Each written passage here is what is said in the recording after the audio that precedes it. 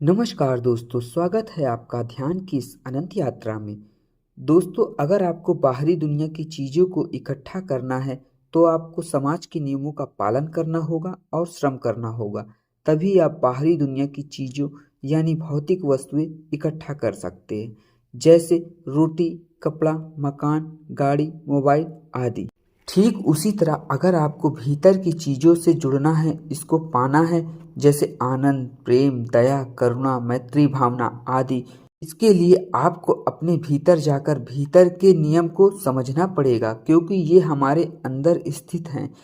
इसका बाहर की चीज़ों से कोई लेना देना नहीं है।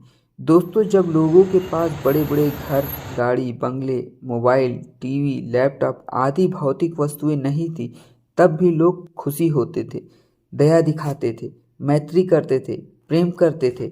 इसका मतलब ये सब चीज़ें हमारे अंदर विद्यमान हैं, बस इसे हम बाहर खोज रहे हैं, क्योंकि हमें भीतर खोजने का मार्ग नहीं पता।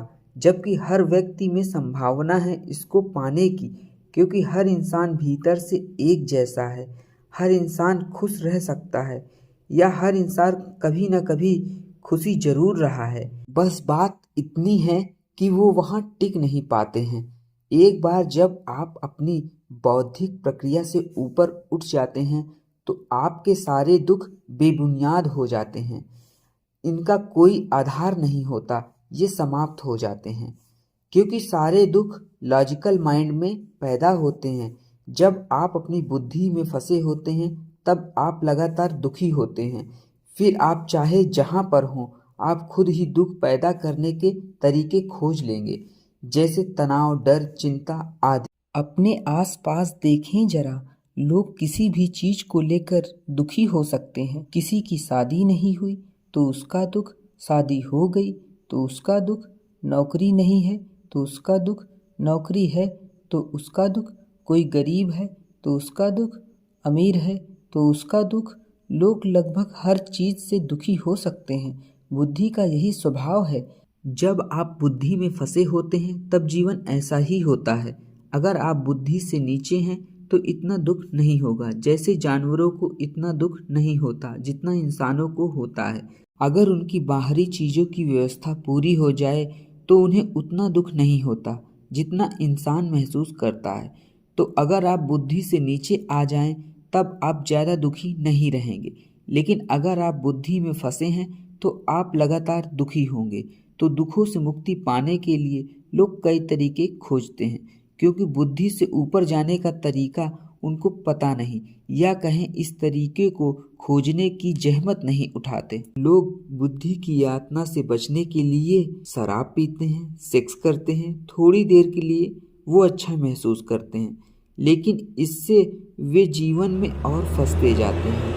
हम इंसान एक साधारण जीव से बुद्धि तक पहुँचे हैं, तो बुद्धि से नीचे जाने पर फायदा नहीं होगा।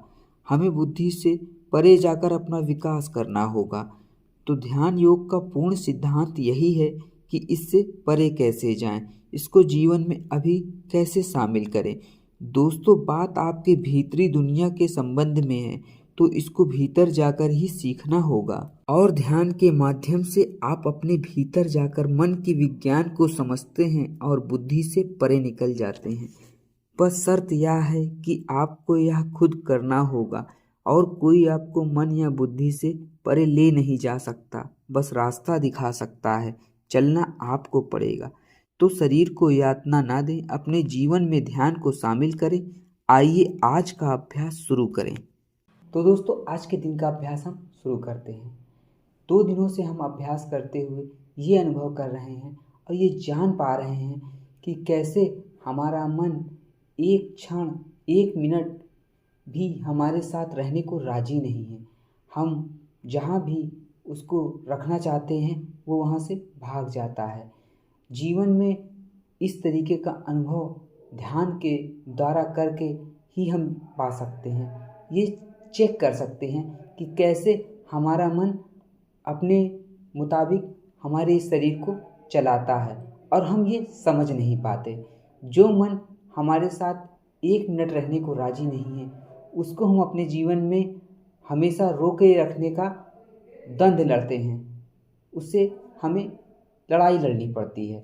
तो इसी मन को अपने साथ अपनी बुद्धि विवेक के रूप में इस्तेमाल करने के लिए ये ध्यान साधना की जा रही है। तो चलिए आज का अभ्यास हम शुरू करते हैं। आज हमारे जो ध्यान का स्थान रहेगा वो वही पुराना नासिका से आने जाने वाली सांस पर ही रहेगा। ये स्थान अब थोड़ा छोटा हो जाएगा। पहले हम होठ से नाक के बीच में ये स्थान को रखते थे, आज हम खाली नाक के पास ही, जहाँ से नासिका के द्वार हैं, सांस आ रही है वहीं पर ही मन को लाने की कोशिश करेंगे। मन बार बार भागेगा, लेकिन हमें मन को वापस उसी जगह पे लाना है। परेशान नहीं होना है, क्योंकि ये अभ्यास एकदम नया है, आपने इसे पहले कभी नहीं किया है। तो ये कहेगा कि नहीं, मैं ये नहीं करना चाहता, लेकिन इससे घबराइएगा नहीं। ये अभ्यास से आपके साथ धीरे धीरे हो जाएगा। तो चलिए आज का हम 15 मिनट का अभ्यास हम करते हैं। तो मैं 15 मिनट का टाइम लगा लेता हूँ।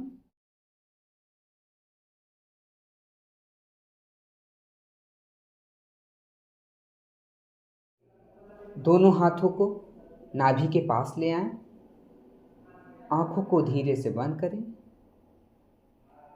और अपने मन को नासिका के द्वार पर आने वाली सांसों पर लगाएं।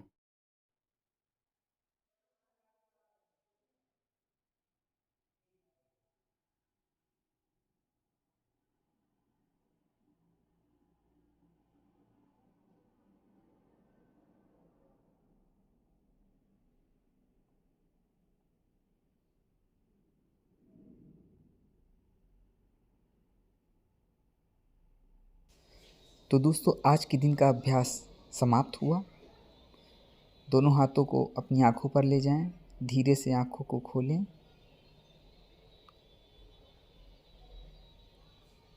और शिथिल होकर बैठ जाएं। तो मिलते हैं अगले दिन। धन्यवाद।